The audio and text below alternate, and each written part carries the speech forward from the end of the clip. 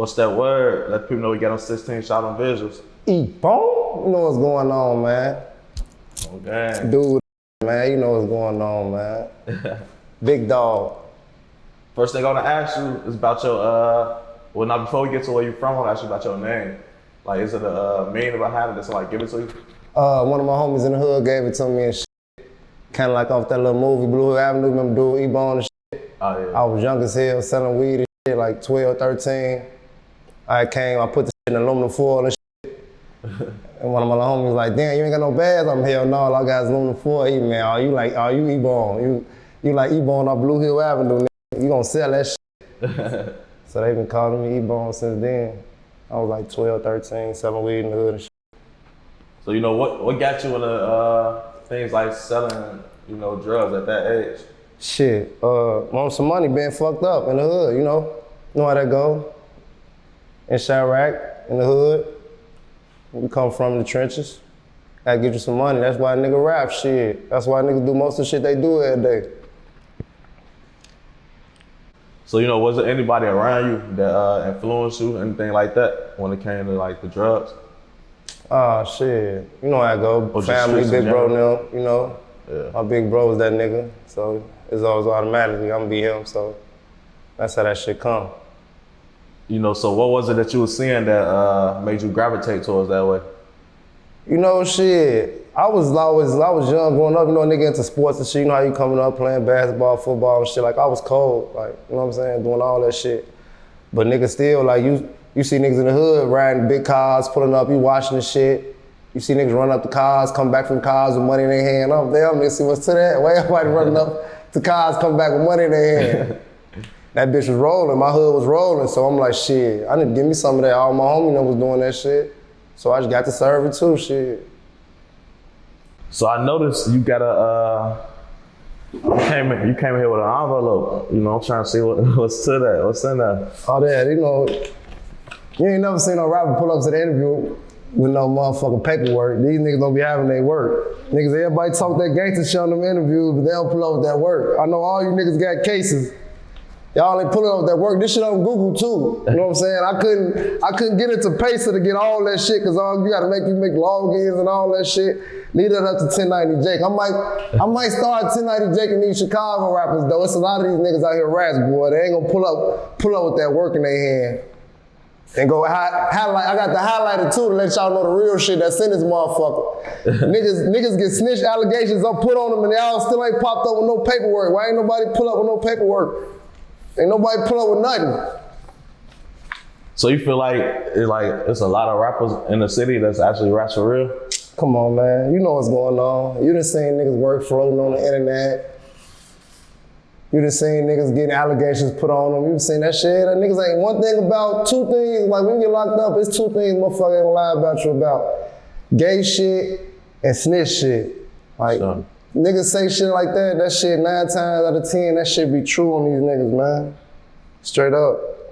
So, you know, how is it in the feds when it kind of snitching? Like, if you a snitch, are you able to walk the yard? Or are you able to, like... It depends on what type of time you on. Like, if you on gang time, like, they gonna ask for your work, you know what I'm saying? Like, as soon as you get there, motherfucker gonna push up on you, like, what you is, what you on, where you from? You from Chicago?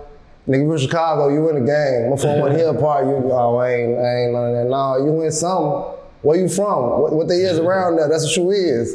You know, y'all, some GDs around there, you GD. You BDs around there, you BD, shorty, where they work at. So most time, niggas don't wanna, or niggas get on Muslim time, like hot rats and shit, niggas don't wanna, you know what I'm saying, they get on Muslim time, they be scared, they wanna, you know what I'm saying, feel to get together and shit, you know what I'm saying, so there.